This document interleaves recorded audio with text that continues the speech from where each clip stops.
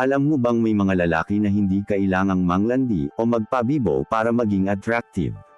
Tahimik lang, kalmado lang, pero nakakamagnet ng babae. Paano nila nagagawa yun? Ang sagot, disiplina, presence, at ang karunungan ng stoicism. Ngayon, pag-uusapan natin ang 5 stoic seduction tips na dapat alam ng bawat lalaki. Kumusta mga kapatid? Welcome muli dito sa ating channel, ang lugar kung saan tinuturuan natin ang mga lalaki kung paano maging matatag, disiplinado, at marangal, ayon sa karunungan ng stoicism. Ngayon, pag-uusapan natin ang isang topic na gustong-gusto ng marami pero madalas mali ang approach, ang art of seduction. Pero tandaan, mga kapatid, ang seduction na pag-uusapan natin ngayon ay hindi tungkol sa manipulation o panloloko. Ito ay tungkol sa natural attraction, yung uri ng presence na kusang humahatak ng respeto at pagnanais mula sa babae, dahil kalmado ka, may self-control, at hindi mo kailangang pilitin ang connection. Kaya kung gusto mong malaman ang 5 stoic seduction tips na dapat alam ng bawat lalaki, manatili ka hanggang dulo. Ito ang mga prinsipyong ginagamit ng mga kalmadong lalaki na hindi kailangang manghabol, dahil sila mismo ang hinahabol. Tip number 1, control your energy, don't chase, attract. Sabi ni Epictetus, mas mahigit no man is free who is not master of himself. Ang unang prinsipyo ng seduction ayon sa Stoicism. Ang hindi naghahabol, siya ang hinahabol. Maraming lalaki ang nagiging unattractive hindi dahil pangit sila, kundi dahil kulang sila sa self-control. Pag nagustuhan nila ang babae, lahat ng atensyon, oras, at emosyon ibinubuhos agad. Text agad, call agad, compliment agad. Pero bro, ang stoic man ay kabaligtaran. Tahimik siya, hindi siya nagmamadali, hindi niya hinahabol ang validation ng babae, kasi alam niyang ang energy ng lalaki ang nagdidikta ng attraction. Kung kalmado ka, grounded ka, nagiging interesting ka. Kung desperate ka, nagiging predictable ka. So tandaan, ang unang hakbang ng seduction ay mastery, hindi ng babae, kundi ng sarili mo. Tip number 2, speak less, mean more. Sabi ni Marcus Aurelius, mas mahigit, the more we speak, the less we live. Sa mundo ngayon kung saan lahat gustong magpabibo, ang tahimik na lalaki ang pinakamisteryoso. At sa psychology ng attraction, mystery equals magnetism. Hindi mo kailangang laging may sagot. Hindi mo kailangang laging magkwento.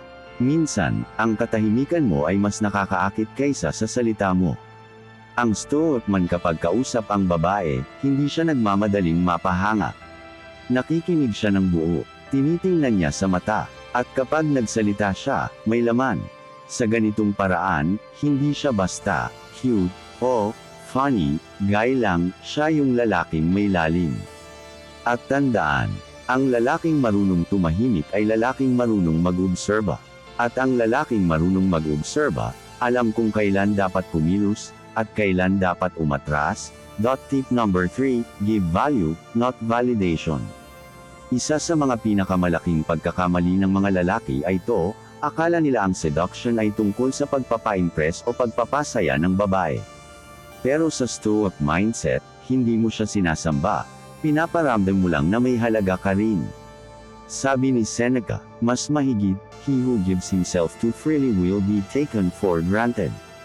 Ang ibig sabihin nito, kapag binigay mo agad lahat, atensyon, oras, energy, compliments, madalas hindi na nila yan pinapahalagahan. Ang stoic man ay nagbibigay ng value, hindi validation. Halimbawa, kung may kausap kang babae, imbes na sabihin, ang ganda mo, sabihin mo, ang confident mo tignan, bihira yan ngayon. Isa yung form ng value. Pinuri mo siya, pero may lalim at respeto. Hindi ka nagmumukhang humihingi ng pansin, nagmumukha kang may sariling panlasa at standard. Tip number 4, master the art of calm detachment. Sabi ni Epictetus, mas mahigit, if you want to improve, be content to be thought foolish and stupid. Sa simpleng salita, hindi mo kailangang patunayan ang sarili mo sa kahit kanino, lalo na sa babae.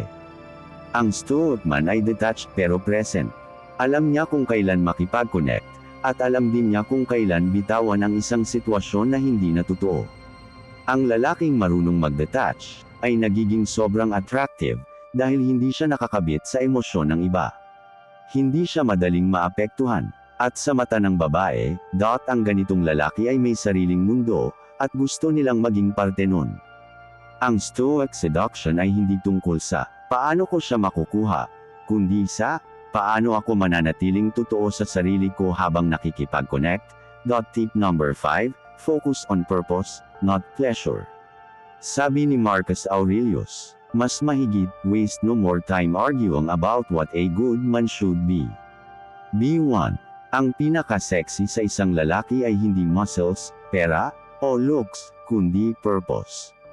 Ang Stoic man ay hindi umiikot ang mundo sa babae. May sarili siyang direksyon. May ginagawa siya araw-araw na nagpapabuti sa kanya. At kapag may babae sa buhay niya, bonus lang yun, hindi sentro. Sa seduction, ito ang pinakamalakas na energy. Dahil kapag nakikita ng babae hindi mo siya hinahabol, pero patuloy kang lumalago, doon ka nagiging magnetic. Ang presence ng isang lalaking may purpose, ay parang apoy, hindi mo kailangang ipilit, kusa siyang napapansin. True seduction is self-mastery. Mga kapatid, ang tunay na seduction ay hindi tungkol sa panlabas na anyo, kundi sa panloob na balanse.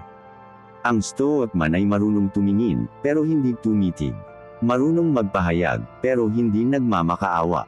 Marunong magmahal, pero hindi nawawala sa sarili. Kapag nakilala mo ang sarili mo, at natutunan mong kontrolin ang emosyon mo, hindi mo kailangang pilitin ang attraction.